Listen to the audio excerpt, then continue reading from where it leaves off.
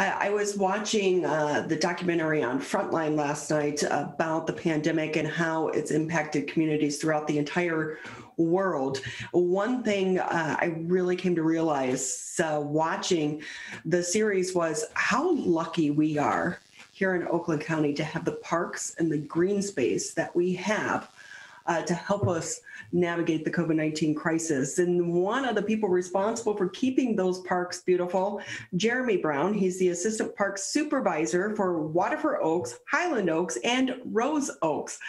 Jeremy, great to have you with us. Thank you for having me back. So you've been busy.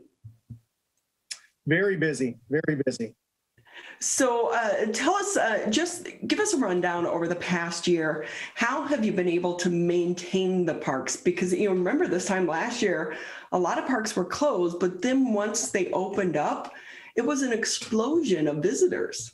Yeah, it definitely, the term essential comes to mind, and parks really was deemed essential from the start. People needed to be able to get out, but in a socially distanced way, in a safe way. And, what better place than to come to the park? I mean, Waterford Oaks has a few miles of trails. It's 260 acres. There's plenty of room to spread out. But with that said, while the passive use aspect of the park was still available, the programming aspect was not available, being the special events, the educational programming, all of that had to come to a stop in order to keep people socially distanced. Unfortunately, we did have to close down the water park last year. Some disappointing things, but in the grand scheme of things, parks have really helped, I think, during this whole pandemic. But we continue to adapt, and staffing is tight. But we keep plugging away, and the dedicated staff people. I got to tell you, I'm biased because I am Parks and Rec.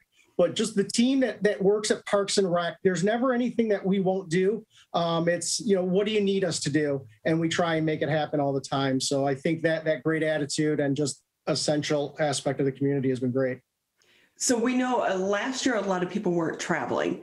This year, more families are feeling more comfortable to travel.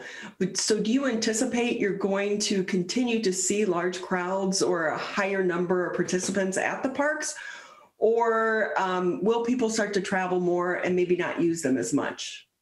Oh, I think it's going to be a little bit of the combination of the two, which I don't know if that's the answer you're looking for, but I hope that people that started coming to the parks due to the pandemic see the value and they're going to keep on coming.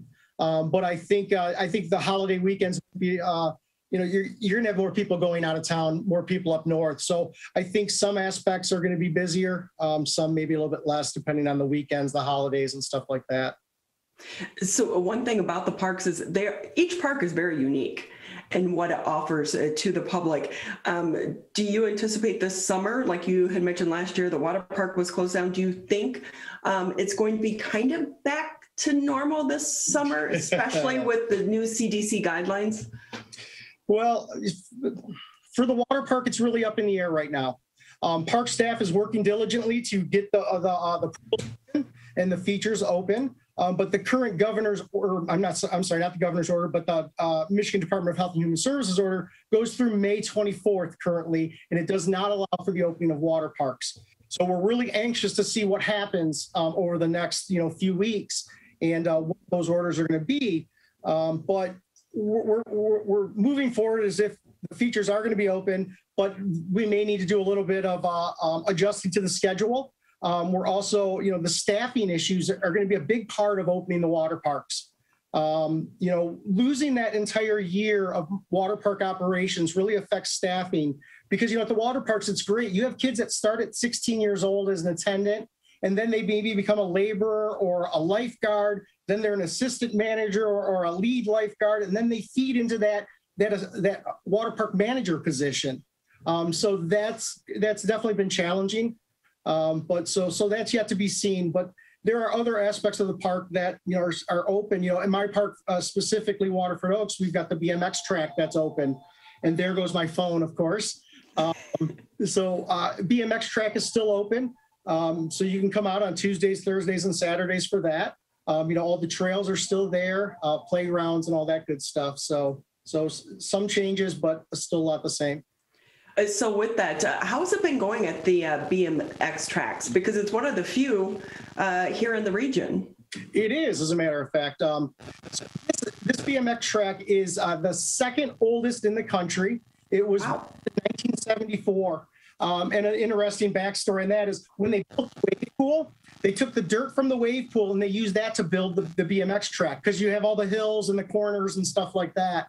But BMX, a few changes. We spread the people out, of course, a little bit more, social distancing. Unfortunately, we're not renting bikes or helmets, not quite yet. Hopefully, at some point in the summer we can. But it's a great physical fit activity that families can come out. And if you haven't been to our track, it's beautiful. We have a parents association that has worked really, really hard over the last couple seasons. It's impeccably maintained, and we have picnic tables everywhere and trees. And a lot of great riders come out of Waterford Oaks BMX. Again, almost 50 years of history, and you can go anywhere in the country and mention Waterford Oaks, and people know about that track, which is very, it's surprising to me, because to me, I see it every day. It's a small track. But to other people, they're like, no, for a BMX track, this track is awesome, and they know it all over the country. So kind of cool. It's a feeder track into bigger, better things. It is, when people come out, we have open rides where people can just come out and ride. But then there's also USA BMX sanctioned races, and people race for points. And the more points you get, you can then go to a regional race, a national race, and stuff like that. So yes, people have gotten their starts here at Waterford Oaks and just built, just gotten better and gone onto the national stage, which is kind of cool. We're talking with Jeremy Brown. He's the Assistant Parks Supervisor for Waterford Oaks, Highland Oaks, as well as Rose Oaks.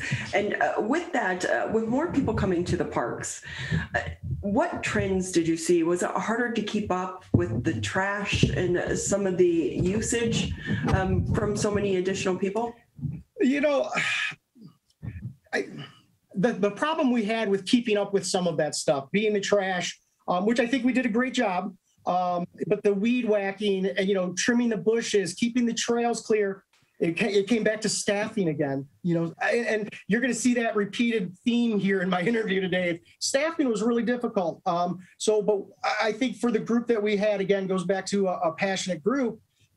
It was difficult, but I think we did really well. And if a guest does see something that needs attention, we always encourage them to call, and we'll get right on it.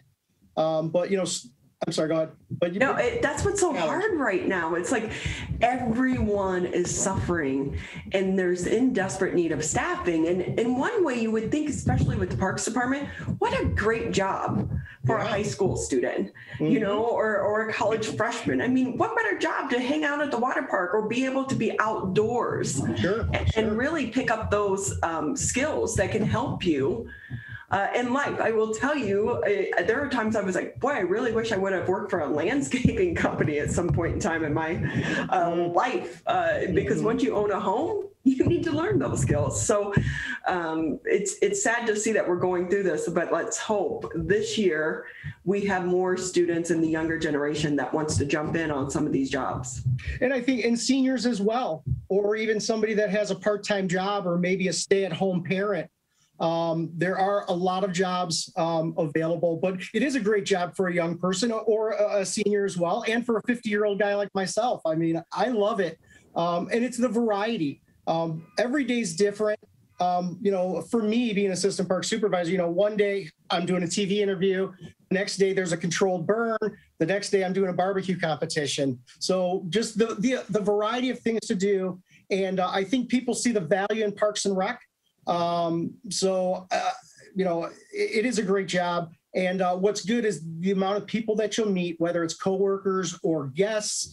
And truthfully, I think for a young person, especially to have Oakland County on their resume, I think that speaks volumes as well. I think we run a tight ship. We give very good training. The pay is pretty good. And there are raises. So if you see that entry level rate, it is going to go up. But yeah, we have people that, I worked with a gentleman just last night at the water park getting some stuff ready. He started 27 years ago, and he's gotten a full-time job and everything, but he has stayed for 27 years. And if you need something, you give him a call and he's still there. And actually the Parks Commission, they've been actually recognizing long-term part-time staff. And we have several that have been with us for 30 and 40 years. So there's something to be said. When I retire as a full-time person, I'm getting a part-time job at the parks. So, we joke, but that's no lie. I will work to the park until I can't work any longer.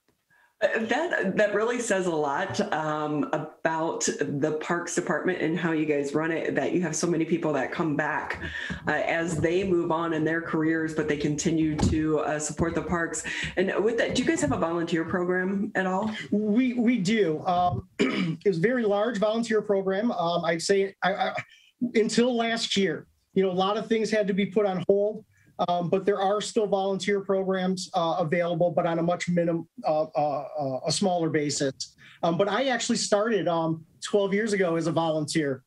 Started out, I volunteered twice, and then I got hired as a part-time position, and I did that for 2 seasons, and then I got the full-time job. So, this is an entry-level job for people that going into other careers as well, but there are also those opportunities to be full-time as well. So with that, with volunteers, anyone can really volunteer. Just go out, and when you're out walking, be kind to nature. If you see trash, pick it up, throw it away. Sure. Things of those nature. And it's the wide variety of volunteer opportunities that we have, whether it's a nest box, a bluebird nest box monitoring program, or you want to volunteer for our adaptive recreation programs, which I love. You have, in a normal year, a regular year, we would do probably 1 to 2 adaptive parties a month, and to see the people out there dancing and just having a good time, for me, I love that aspect of it. There was also the adaptive program it's called Youth Abilities. It was like an open gym time for children with disabilities. So I love that. I'm kind of partial to the volunteering with that.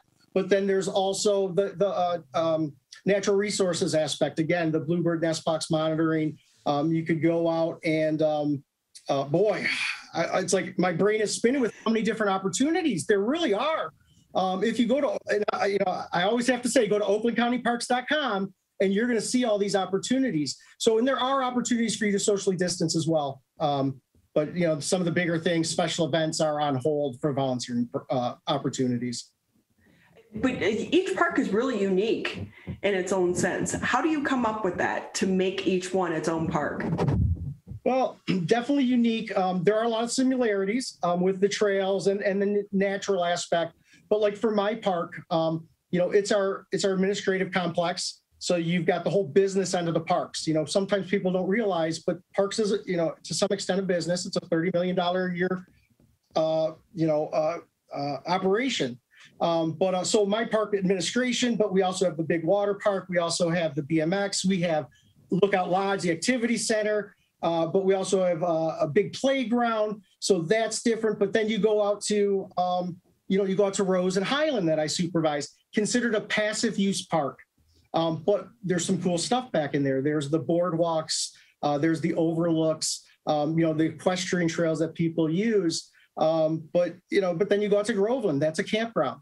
Or you go to Red Oaks. Red Oaks is a huge, our big water park, but they also have a golf course, they have a soccer complex, and they have a dog park.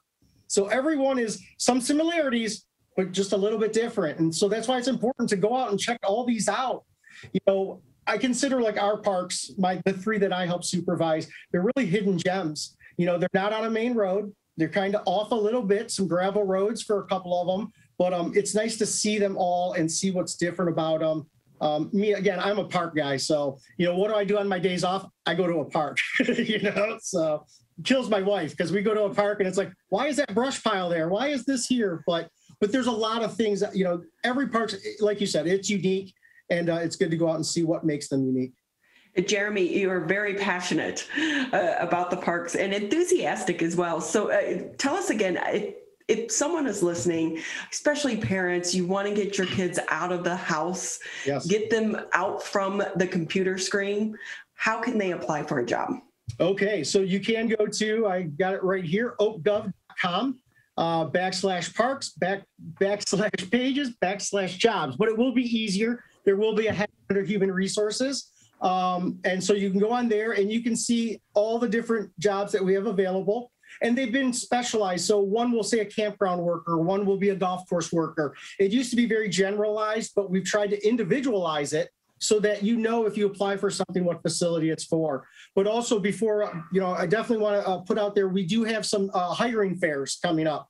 We actually have one this evening at my park, Waterford Oaks, from 3 to 7.